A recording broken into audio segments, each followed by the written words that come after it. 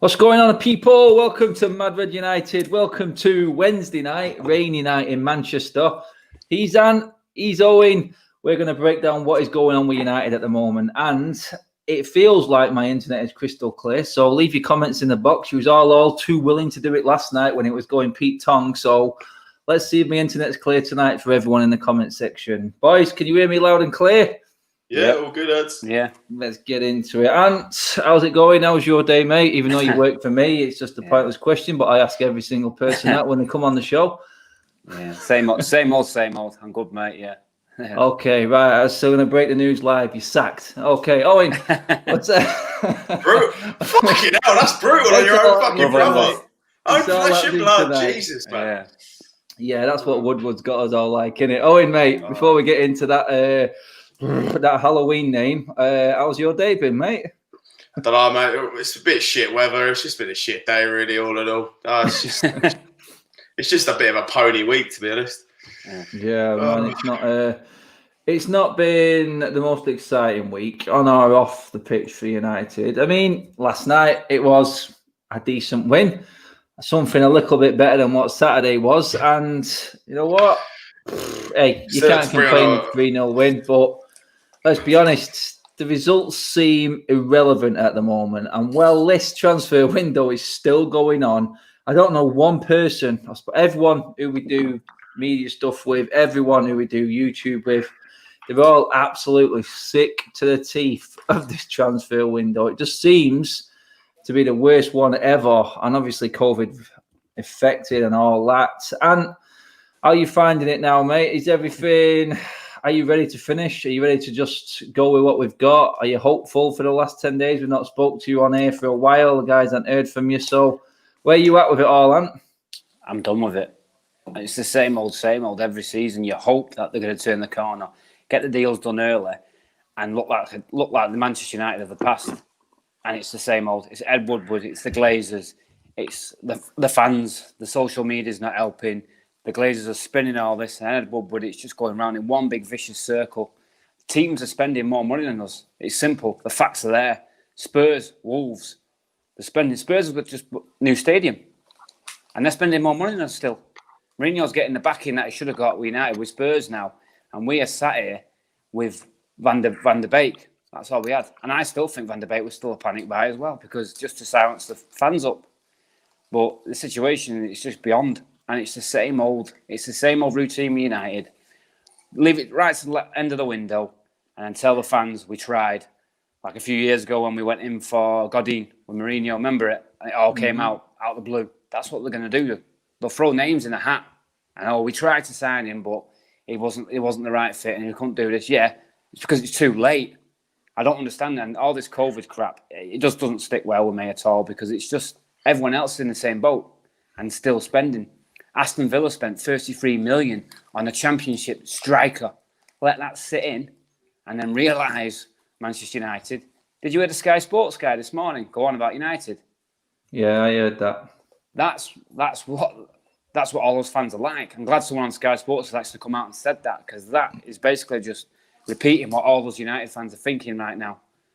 That's how where we're sat with it. And the Sancho thing, it's just going on and on and on. Fabrizio Romano says this. It's just one big vicious circle, and it's boring now.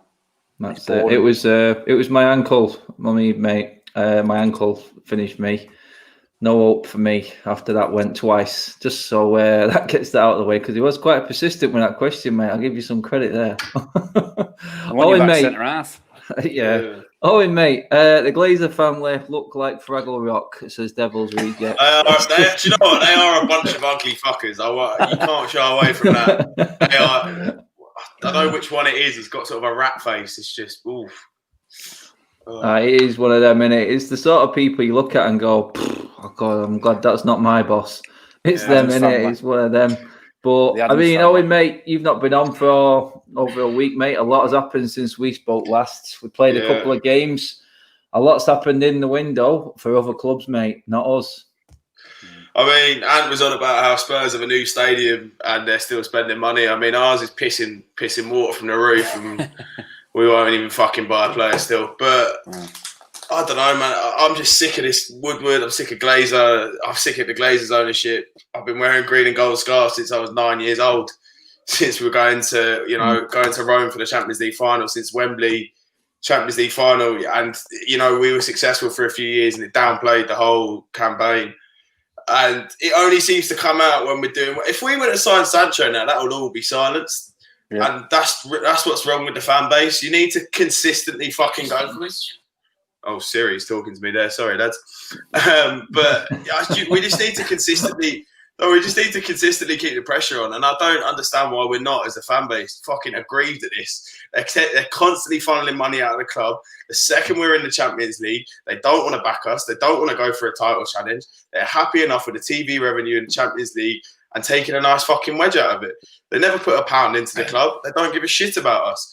As you know, I watch a lot of the West Ham fan stuff because I feel like as a fan base, we kind of resonate with them because they fucking hate their owners as well. And that Nicky guy, I was listening to some of the stuff he was saying, and how they refer to them as customers. I feel like the Glazers, Woodward, they look at us the same way.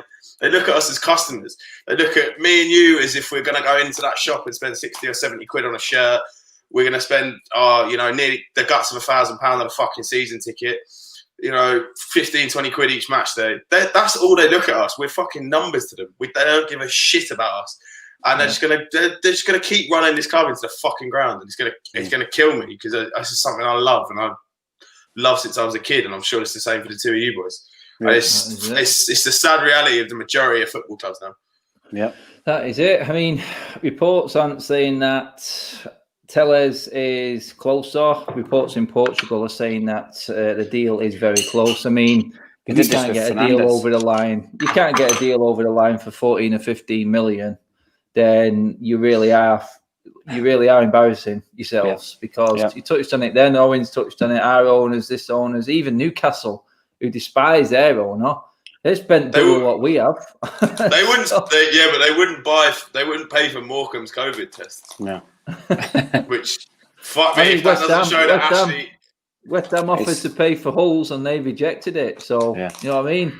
So way you want to do it, they don't want to chance it, do they? They don't want to be found positive by the sounds of it, and so their season ends and they all run out of money. But talking about money again, we're going back into the Premier League. Though, it's a different ball game. So Telles looks like it's close. I mean, looking at our team right now, left back, I would say is one of the positions. Looking at the way we've shaped so far, and it is only one game. Let's not forget that, but. I mean, Telles, for you, it's obviously not enough for us, but in terms of what this transfer could do to us, what will it give us? Will it give us anything extra than what we've already got? A lot of people saying an option going forward down the left-hand side is definitely what this gives us. So, I mean, would it be the signing that excites you? I know it's not enough, but is it something that will make us better? Does it even go straight into the team? He goes straight into the team if Ollie's thinking about playing the free centre halves and playing wing backs, because that's what I think he's going to revert to. And a lot of us have said that he'll play 5 at the back with the wing backs, and he'll put Telles in there. And because Luke Shaw did a good job in there as left-sided centre half, that's what I think he'll go with. But Telles isn't like a wow signing; it's just cover. He's good at going forward, and he's got a good, like I said, his assists. He can get assists and he can score goals, but at the end of the day, it's a left back. It's not like exactly the marquee signing we need. It's just cover in my eyes, but it just feels like it's a signing. Again, like Van der Beek, it's a signing just to appease the fans.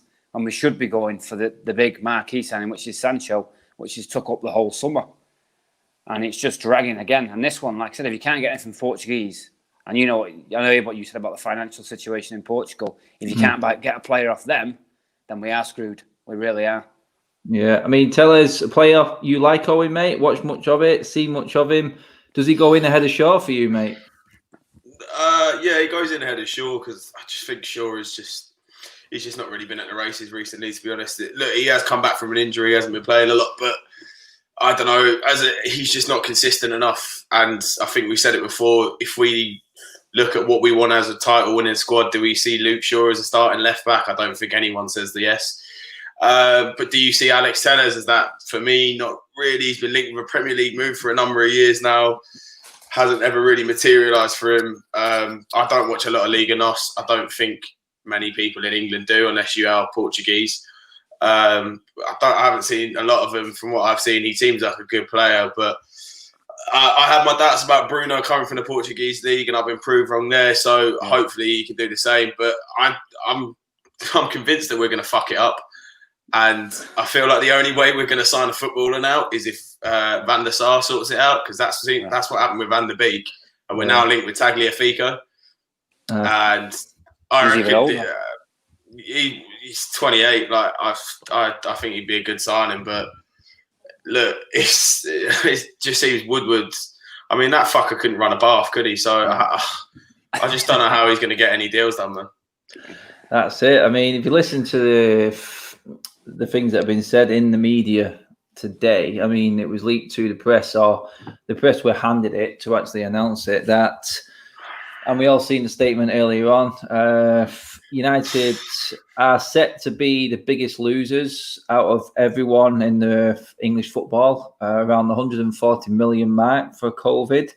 And they're now saying that the fans and the media, for that matter, should be a bit more patient and understanding of the situation and trust the process. And you even ran into David May in Asda, as you do, every run of the mill week. And pretty much echoed. What a geezer, David May, man. It pretty much echoed what that statement was in total. Because what did he say? I'll let you tell everyone what he said, mate. Oh, this was before a woman that pulled my youngest for having a United shirt in Asda. So I was still raging, and as I come out, I bumped into David May as well. And someone was basically saying that my young lad had a bit of shit on his shirt, and this was coming from a middle-aged City fan. And my blood was bubbling straight away. Just from that, I was raging. And I just happened to bump into David May. I thought, is that David May? And he went, yeah. He said, wait till judge at the end of the window, basically. So it just sounds like another... Though? The thing is, though, Owen, he's employed by the club, man. He's employed by MUTV, isn't it? He's employed by MUTV. They can't say... anyone employed by the club can't say shit. I used to watch Full-Time Devils. I've heard Adam McCoda going on about how he's had stewards on that have stated the club and they've been sacked as a result of it. Any bad mouthing goes on in that club, they get rid of you straight away. They're like little children. They can't take criticism. Take criticism, take it on board, and fucking try and build upon it. But you're not going to change your ways, so you don't like the criticism, so you just silence it. We're not fucking living in communist Russia, mate. Get over it. Yeah. I mean, if you look at it and go, David May is pretty much employed to talk about the team, the squad, how we play, performances, so on and so forth. So David May to say, judge at the end of the window. I mean, who are we judging then? Is he looking at it going, this is all on Ole because it's Ole's pulling power maybe? Do we judge how well a team are playing at the end of the window because we're a few games in and then all the squad's there? I mean, I'm looking at it going, we finished third last season. That's how I'm judging it, as the third best team in the league. And so far, it's been crap. Yeah. So that's how I'm judging it at the moment. I've heard Steve McLaren go on this week saying you need to give United 10 games. Don't judge them yet. In 10 games, everything's gone. Steve McLaren, mate, honest. Come on. Just as bad as This is what you're dealing with. Then you've got... Then you've got Andy Cole's come out and backed Ole, as you'd expect him to. Yeah, he was teammates and all that. And you're looking at who else was it who said it the other day? I mean, Ole himself. Ole said himself before the Luton game, he judges in about 5 games when we've got all our fitness. I mean, I watched City against Wolves the other night. They've had a worse pre-season than us, owing for preparation, and they look sharp, mate. Is it just the case that are we judging Ole 5 games in because we've had a poor pre-season, and then we're looking at it going, well, where's the preparation then? How come other teams can do it? Are they just prepared? And then does it come down to Ole's team behind him and his coaching staff? In terms of coaching staff, I don't think there's really been a problem there. I feel like on the whole, we're quite happy with that. In terms of team selection, though, with Ole, look, we obviously can't look. All the blame is mainly going towards the Glazers and Woodward, but you still can't shy away from Ole. I've backed Ole the whole time. I don't want him to be sacked, but at the same time, that team selection against Palace was massively questionable. I just didn't understand it. Timothy Fosu Mensah, I love the geezer. think he's a decent player, but bringing him in at right back over Wan-Bissaka, who I thought was our player of the year last year, I don't think anyone expected that, and it didn't work out because he got exposed. And McTominay didn't play well. I don't understand why Matic didn't play. It just, when he came in last night against Luton, just added calmness to the team. So there does have to be some sort of a blame Bavoli as well in terms of team selection. But at the end of the day, he has been left hung out to dry because he's got his main targets clearly, and they're not being bought in. Or Woodward's just trying to be savvy about it and pay a few weeks less wages or something. I don't know what his plan is there. But it doesn't seem to be working. Talking about a plan, mate. So the process, as far as I can see it, is let's wait till the end of the window. Contact has been made. Everybody has been talking about Sancho being United's number one target. I was listening to the Sky Boys last night.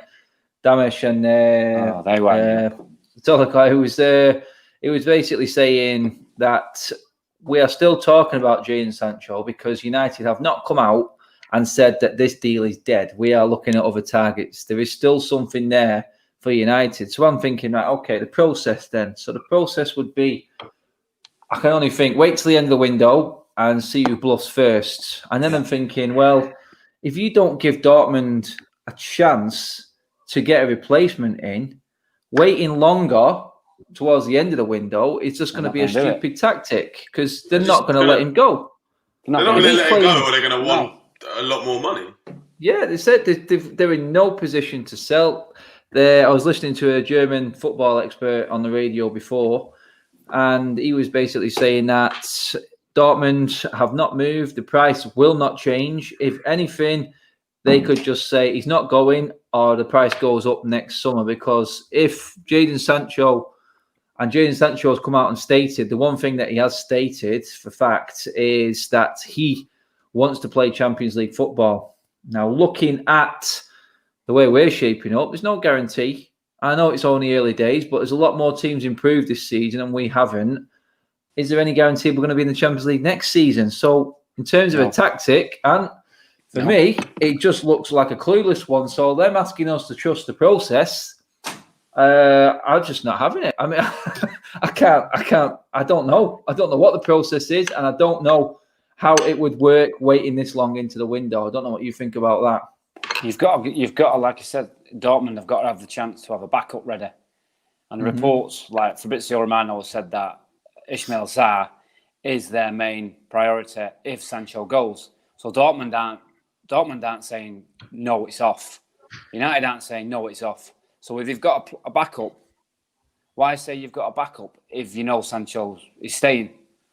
Obviously, you need to be prepared, like you said. But with the Sancho situation, it's just going like it's one vicious circle again. Sancho's not actually come out and said he's happy to stay there. He's not pushed the move because he knows what Dortmund are like. Aubameyang said it a few weeks back about how bad they treated him when he pushed for the move to Arsenal, and he couldn't be happy to get away from him. But he just seems like he's happy to be there with the young squad that they've got. And just stay there for the Champions League because he probably knows United. Would you watch that against Crystal Palace? If you was Jadon Sancho and you watched that shite, would you be happy to go and play for that? Because I wouldn't if I was a player. And well, that's it. It just shows the club's mentality is not right. So what Ollie's probably promised in the world, and then you go and watch that against Palace. No, don't judge us after one game, but you can see it. You can see that Ollie's obviously tactically he's not got it. But as much as I love Ollie, I don't think he has. He's tactically not got it in my eyes. I mean, Owen, you differ to anything what Ant says there in terms of it. Is Ollie a factor in this transfer? Yeah, or is he just? You know what I mean, mate? You can blame Edward all you want as well, but I mean, I don't personally see Ollie having much say, knowing exactly what Ed Woodward is like and how power crazed he is. I think we don't know anything that goes on behind the scene, but going off the fact that they won't bring in a director of football, it kind of tells us all that Ed Woodward wants to be top dog.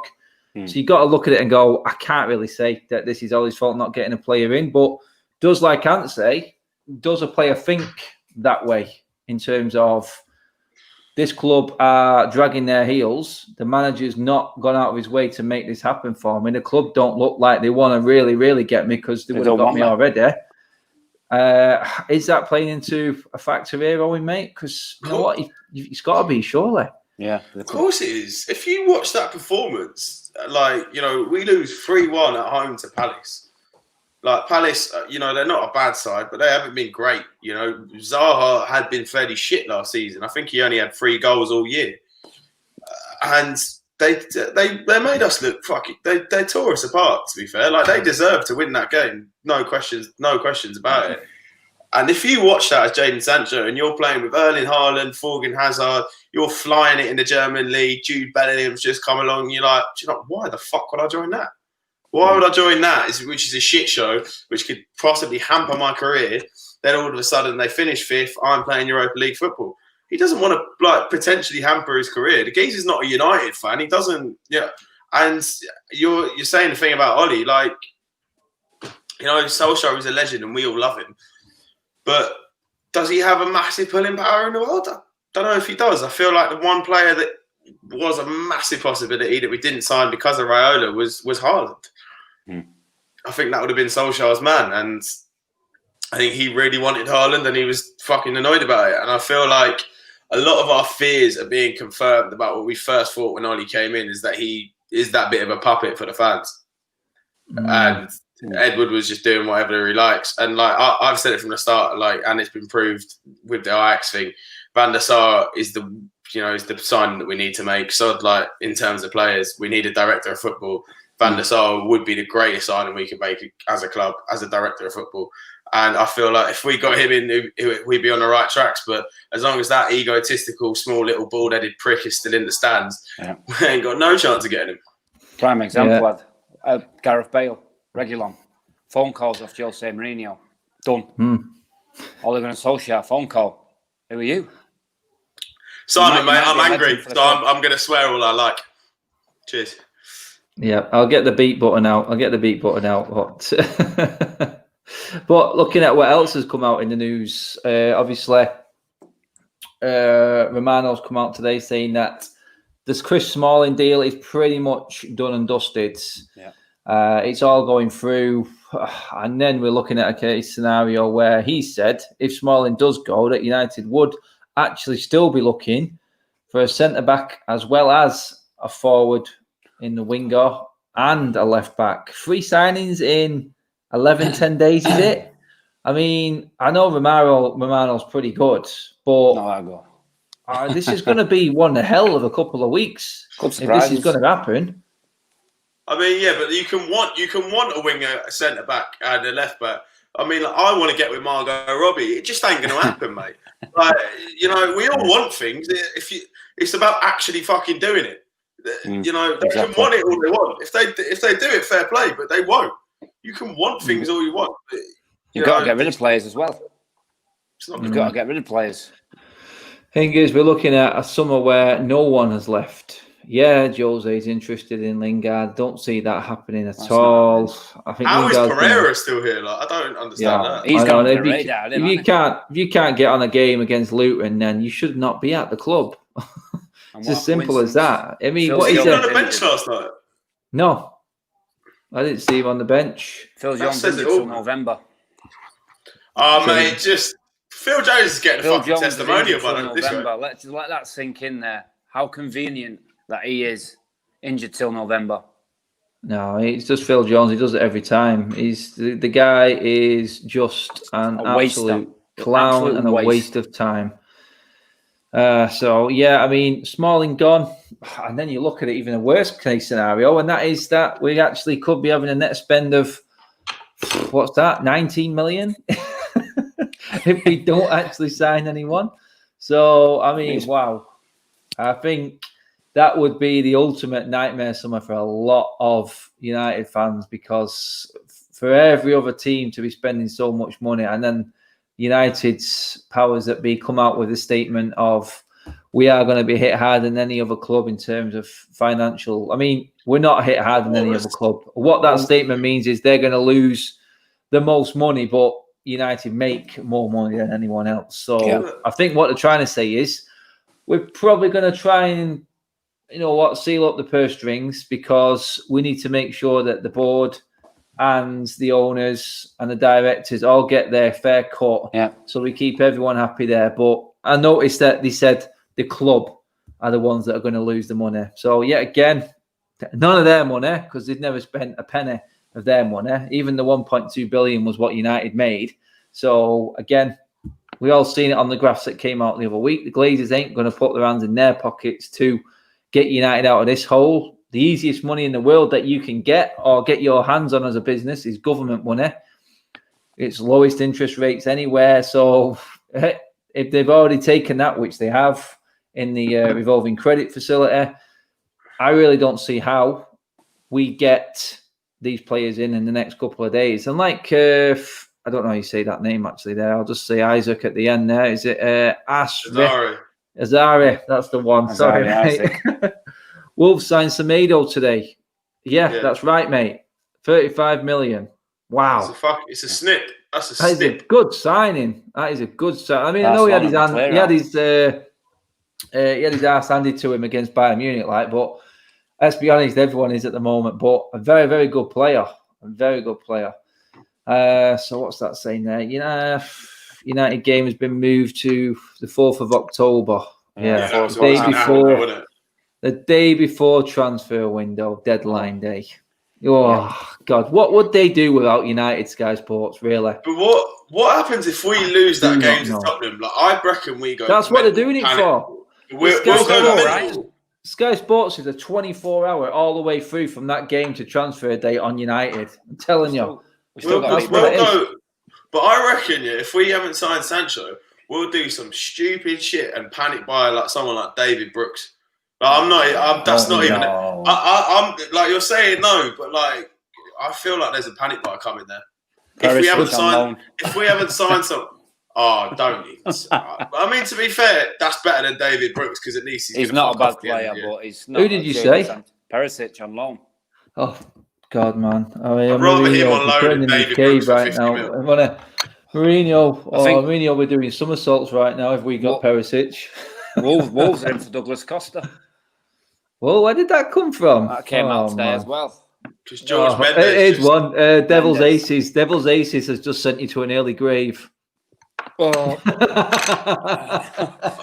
fucking hell! If that happens, you might as well throw in the centre half as well. Comment of the night so far, mate. If that happens, I'm moving in with my nan in Ireland. I'm going to the remote part of Ireland, and now I can just no phone signal, nothing. Yeah, you got in one of them long walks. That Land's End spot. Where is it? Limerick way or something like that, with that big drop. Yeah. Right, I'll see you. Be seeing you. Yeah, gone. Anyway, we did actually have a game last night. Let's get away from all the Ed Woodward garbage, because I think we'll have plenty to talk about on that show, on that subject, in plenty of shows coming up. But let's get into what actually happened last night. What I want to get everyone's opinions on it. I got some good feedback. I got some aggro last night, because I said that there were players in that team last night who basically should be starting the game, or should have started the game against Crystal Palace. One, Eric Bailly. Guys, I mean, I don't know what you think. He just seems to be robust. I know he's a bit rash, but with games with Maguire next to him, is this the combination that works? And I know it all comes down to injuries with Bailly. I really do. I understand that completely. So I understand people's sort of, perceptions of what he would bring to the team if we can't rely on him. But I'm looking at him going, he's no way getting shrugged off the ball by Wilfried Zaha on that goal that they scored, the third one. If that was Bailly, Zaha would have been on the floor and he would have been running away with the ball. Yeah.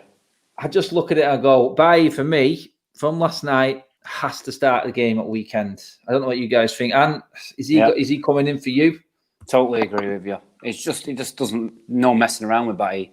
He might be a bit loose, like he do when he flies in for the tackles. But last night, even when Harry Maguire missed the ball completely and he was going out, he was back, he was covering him. He's quick, his acceleration is what you need. Lindelof's not got that, and even Maguire. You need a good mixture of a defensive one that can bring the ball out and one that can cover you with pace. And that's what Bailly is. Just a shame about his injury record because he's one tackle away from being 6 months out again. That's the risk you take with him. But he goes straight into the starting 11 for me. Yeah, I mean, Owen, any different opinion on that? Are you a fan of Bailly? You think he should be straight in there? Absolutely. I've loved Bailly since we signed him. I honestly think he'd be one of the best defenders around if he wasn't so injury prone. Honestly, I feel like a Spurs fan going on about Ledley King, but like he would be a top level defender if he wasn't so injury prone. I know, like the game against Chelsea is something I always hark back to, and the way he came in, he hadn't played for months, came in absolutely stalwart defensive performance. He's quality, and look, he clears the ball off the line last night as well. Like we go 1-1 there if that doesn't happen. And it was a great save by Henderson. Yeah, unbelievable save by Henderson. Yeah, and there's my next man. I said it last night. I said anyone for Henderson in goal weekend, and then I got comments back saying he has to prove he's earn his spot. I mean, give him a chance when he comes in. Then he's going to get a chance to earn his spot, isn't he? Because I'm looking at him and going, yeah, you can talk about De Gea pulling us out the crap with brilliant saves after brilliant saves. But let's be honest, Henderson makes saves. But for me, he adds a little bit more solidity to the defence. He makes them feel more confident. He comes off his line. He's better with the ball, I think. I know it's only Luton. I'm not getting carried away. But I'm looking at what he did with Sheffield United last season, the way he comes for the ball. The way he comes off his line, he comes out of his box as well. You need that type of keeper these days. And you know what? Henderson behind Maguire, I think you just got that added bit of pace and a little bit more insurance. So I just feel like, for me, Henderson, he's going to be one that has to come in. I don't see it happening because I know what Ollie's like. Yeah. But he's one that I'd love to see start a game and then let De Gea sweat for a bit. Yeah. Like I said, I don't doubt De Gea's ability. He's been he's a world-class goalkeeper. He still is a world-class goalkeeper, but last season, the mistakes he made, he needs that pressure. And like I said, Romero's a great number 2, and he never got a chance. I just hope it's not going to go that way for Dean Henderson. But when you give him a contract like that, and on that much money, you have to play the kid because his calmness on the ball, he comes off his line, that's one thing De Gea does not do. And he controls his back line and his ball distribution. Dean Henderson is miles better than De Gea's.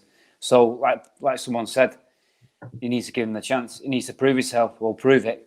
Put him in the net. Give him his chance. Give him a run of games. See what happens. If he makes a mistake, then you have to still stick with him because we did it with De Gea. It takes time. Oh, mate. I mean, it's a no-brainer for me. I don't know. You love De Gea. Does De Gea come back in, or we've got to give these players a chance, change it up? Because what we have been doing ain't been working, mate. I feel like, look, we all love De Gea. Like, look, if it wasn't for him in that 17-18 season, we probably would have fucking finished 10th. Yeah. Like, he's been an unbelievable player for us.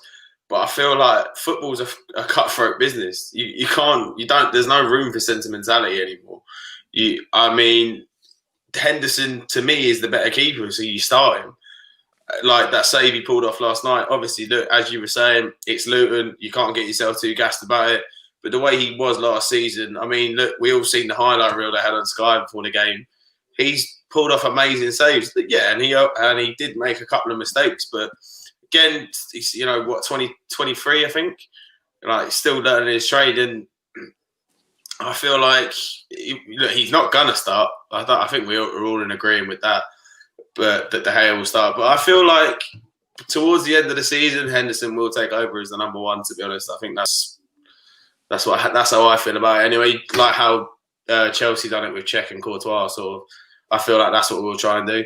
And I feel like towards the end of the season, Henderson will be the number 1 keeper. Yeah, I think that could well be the case. I mean, you're looking at it, if he does perform in goal, he's not going to want to sit there and just be a number 2. He's thinking if he has a good game, he stays in goal. That's what I really want in all positions. He wants to go to the Euros this summer as well. That's it, mate. He wants to be England's number 1. And that's what United need all over the pitch, because you move into the midfield area and now Donny van der Beek's come in, a complete breath of fresh air. Looks like he's on the next level. I mean, if I was one player who would be worried in that team right now, I'd be thinking Paul Pogba has to be thinking my position's up for grabs here, because I can't see him dropping Bruno. I really can't, just for his sheer goal output and performance level. I think Pogba is going to be looking at it going, and this is where I'm going to be judging Ole, because there's no reason why Pogba should start the game on Saturday for me.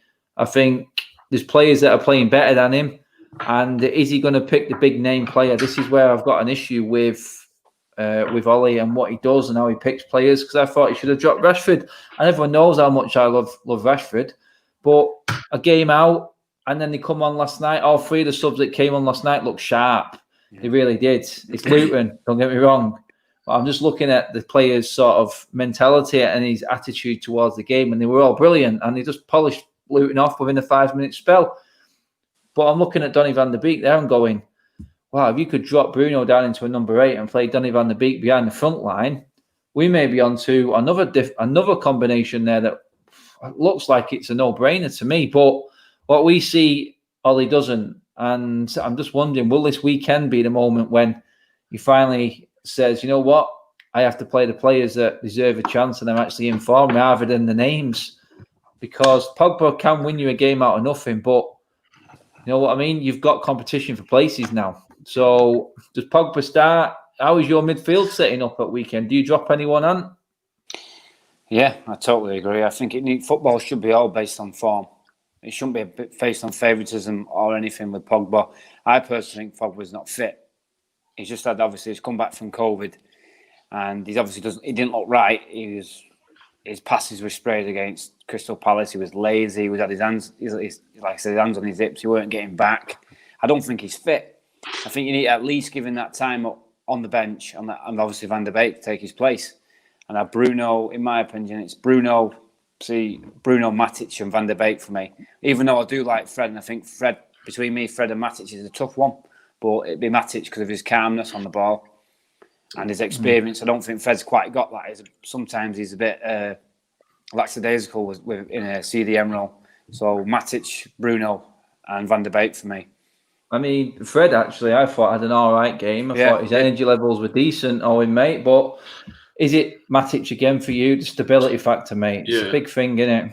Yeah. No, I completely agree with you. I think Fred was one of our best players last night, to be fair.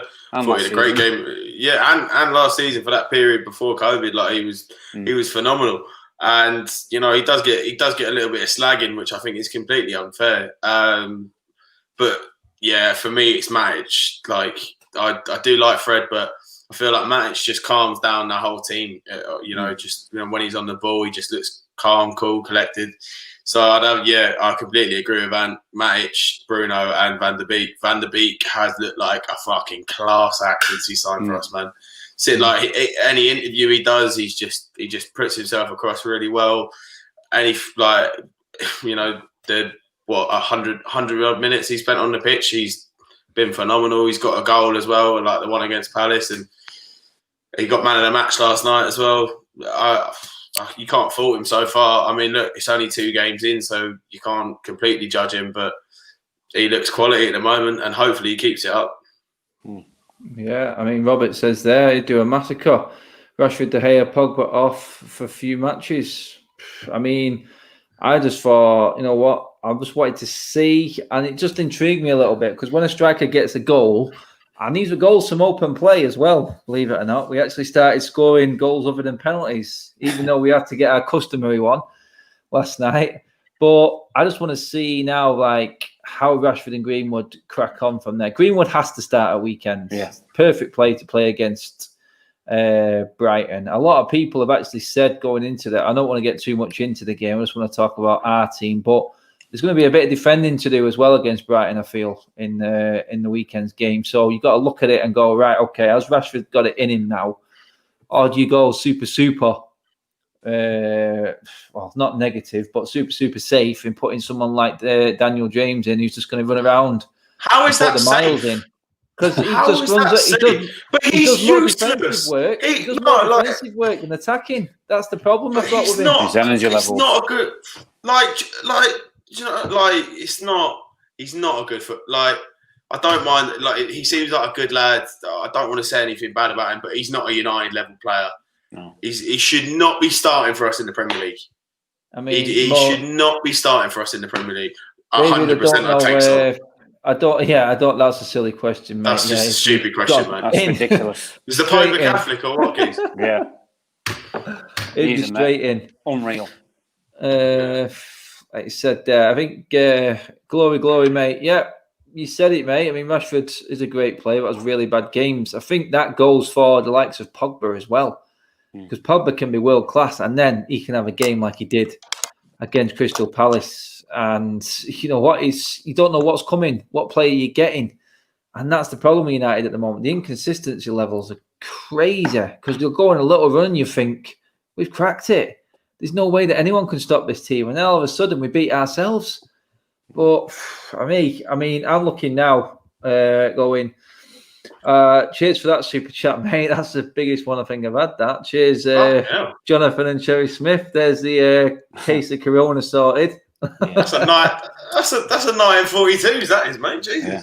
He's actually said, I didn't even realise he put that on it. Anybody said, have some beers on me on live stream. Your talk sense, well done. I didn't even realise you'd said that, Jonathan, there, mate. But I just said, there's the Corona played for the weekend.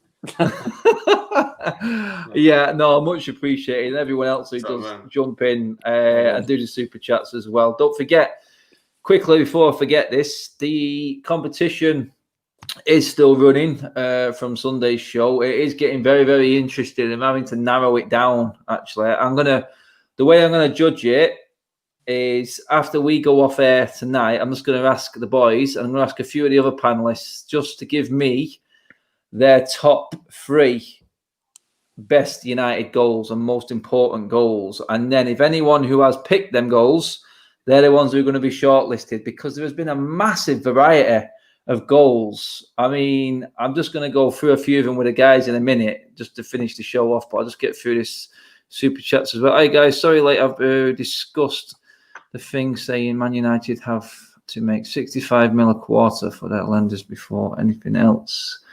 Yeah, mate, this is what we were saying before, mate. We was touching on it that United are looking to lose money, and that money that is lost is what United will be spending on the club.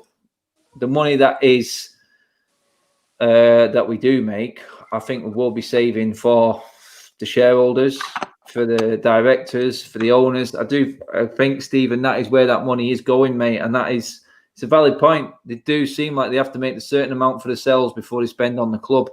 It's a joke, but that is what we have got running our club at the moment. I bet you they'd spend it if we didn't get it. If we lost to Leicester on the last day and finished 5th and we were in Europa League, they'd be spending. Yeah, because you know what's coming. The new sponsorship deal comes out. I think you set the earmark here with these super chats, mate. You got something rolling. Everyone's buying glass of orange. That's back again. That is back again. You paid €11 to tell him. Oh my god. Oh mate, you gotta tell you what, Owen, your son's paying for my career, I tell you. Honestly, man. Honest to God. That is a beauty, Aidan, mate. Thank you very much. Mate. Why would you Aidan, man, that's in euros as well, so I know you're Irish like that. Why are you doing that to me, man? Oh, yes, the Irish connection is strong. He's definitely from Dublin, man. Only a dub would do that. It's strong on this channel. Only a dub would do that to me, or a cult fella. Right. I was just going on then, the competition obviously runs, but I'm just going to roll off some of the goals that some people have mentioned, because I know which one mine. By the way, people, not one of you, and I go back to my old school United fans and followers on this channel and on my social media accounts as well, but not one of you has picked the same goal that I picked. I can't believe it. I really can't believe it. I'll tell you. Surely yours is 97, Cantona, no? Or 96, is it? I'll tell you what mine is when I go with... Yeah, there you go. Aidan's just come back for you there, Owen, mate. Yeah. I'll tell you what mine is on the Sunday show when we do announce the winner of the United shirt. But I'm just going to roll off some of the goals for you guys. Some actually, you know what, I wasn't even thinking of them at the time. But this was one of them, actually. Stephen with a super chat there, mate. Yeah, the Mark Robbins one did come up quite a bit. That one was probably I would say one of the most important goals, simply because a lot of the other goals after this one that people have mentioned probably wouldn't have happened if this one didn't go in, because we may not have had Sir Alex Ferguson still for us if Mark Robins didn't bag that goal. That one was a huge goal. But, boys, I'm talking Paul Scholes, Barcelona semi-final. Oh, Yeah. Mate, come on. I mean, that goal. The night I opened the Munich tunnel as well. That was just the perfect strike of a football you're ever going to see on the move, I think. We've had Federico Macedas against Aston Villa. Memorable goal. I mean, these are beauties. I have to give everyone credit for coming on and doing the commentary, but there has been some real thought process into it. One that hits home with me is the Roy Keane header against Juventus. Yeah. Absolutely immense goal for more reasons than one. Obviously, we all know what happened that night and what he sacrificed for the football club. Yeah. Another one, obviously, glory saying Giggs there against Arsenal. Yeah. Goals without saying. Solskjaer and Sheringham in the final. It was a crazy year, that one, wasn't it? What was the other one that stuck out now? One, I'm going old school-ish now, but Owen touched on it then. The Cantona in the final against Liverpool. Oh, yeah. Now that against the White Suit Boys, definitely sticks in my memery. That one was unbelievable. That was beautiful. We've had a few. Van Persie's volley against Villa for winning the league. Oh, mate. Great, Van Persie's free kick against City. Yeah, that's what I was about to say. That free kick against City, man. That one's come up as well. That one has come up as well. There's been so many, and it's just been an absolute nightmare to pick them. I'm not going to lie. I've had hundreds of messages, and I think I've managed to get back to every one. But are you saying this in terms of importance for the club, or are you just No, it's a combination, and I've told people to be creative, because this can mean something personal to you as well as the club. So that's what I think it's going to come down to. There could have been a scenario in your life at that time, and it could have been vitally important to the football club as well. So these are, and some of the explanations, I'm not going to lie, I'm talking paragraph after paragraph after paragraph. Wow. Some people have gone to town on them, and it's right. It is right. Some of them have been absolutely immense. And no, you know what? That one wasn't on there, mate. I'm not having that one. I can't have Michael Owen. We're not having that. As much as the scenes around that game and that goal were, and they were immense. They really were. But, I mean, come on. That one is just, I mean, it can't be, can it? It can't be up there. I can't have Michael Owen winning this competition. No, definitely not. But, I mean, the Ronaldo one against Fulham, away from home in the 2-1 win, that was a crucial goal, that one was vitally important. But so many goals. Rooney's record goal against Stoke, someone mentioned as well. Oh, that was a free kick. Yeah, that was amazing. Rooney scored loads of goals. I mean, obviously, overhead kick against City, that one's come up I don't know how many times. That one's, I think, up close to the 100 mark in terms of people. But you know, funnily enough, no one's mentioned Berbatov's overhead kick against Liverpool. I mean, it's very interesting how people looked at it and how they judged their goal, because it was important to them because it was the first game they were at. It was important to the club because something happened from that game, like the Roy Keane one.